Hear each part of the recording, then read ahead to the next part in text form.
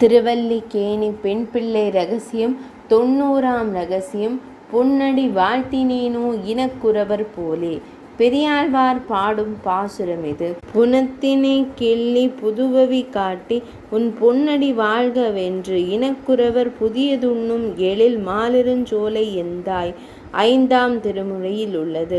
திருமாலிருஞ்சோலை பிராந்தத்தில் குரவர்களின் கூட்டம் ஆண் பெண் சிறியவர் பெரியவர் வாசி இர தங்கள் நிலங்களில் புது தானியத்தை அறுவடை செய்து அழகருக்கு முதலில் படைப்பார்கள்.